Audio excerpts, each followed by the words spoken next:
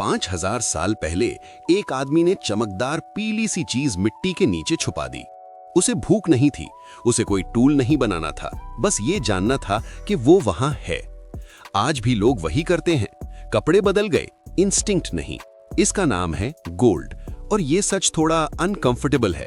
इंसान की ज्यादातर हिस्ट्री में गोल्ड का कोई प्रैक्टिकल यूज नहीं था, ना खेती, ना सर्वाइवल, ना रोजमर्रा की जिंदगी।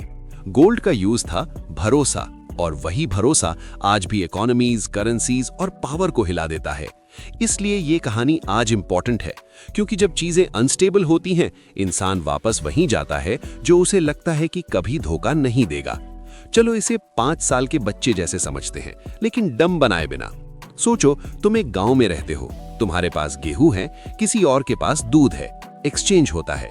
प्रॉब्लम तब आती है जब गेहूं खराब हो जाता है, दूध गिर जाता है, वैल्यू वैनिश।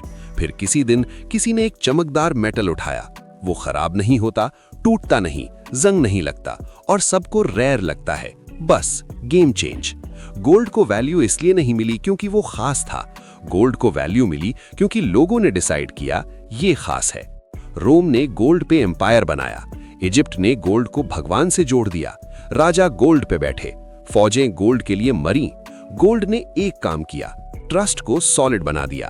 फिर बैंकिंग आई, लोग बोले गोल्ड हैवी है, रिस्की है, बैंक में रख देते हैं। बैंक ने पेपर दिया, पेपर बोला मैं गोल्ड हूं। धीरे धीरे पेपर चलने लगा, गोल्ड पीछे रह गया। और फिर एक दिन गवर्नमेंट्स ने कहा एक्चुअली हमें इतना गोल्ड चाहिए भी नहीं। अमेरिका ने ऑफिशियली बोला डॉलर इक्वल्स गोल्ड नहीं। बस वहां से नया गेम शुरू हुआ।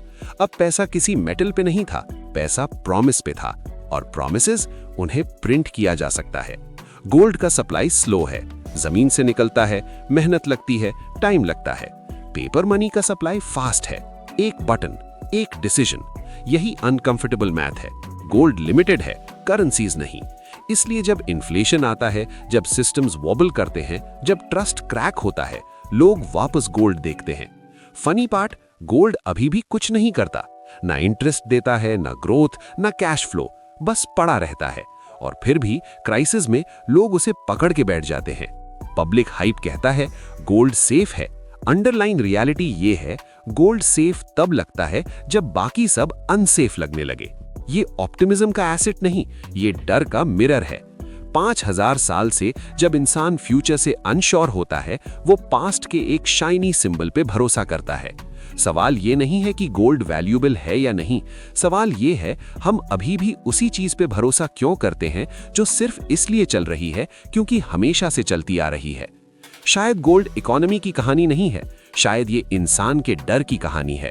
और अगर फ्यूचर डिजिटल है, एल्गोरिदम्स और कोड पे बेस्ड है, तो एक खामोश सवाल रह जाता है, अगला गोल्ड क्या होगा? और क्या हम उसे पहचान पाएंगे, या फिर 5000 साल बाद भी हम बस कुछ चमकदार चीज मिट्टी में दबा रहे होंगे?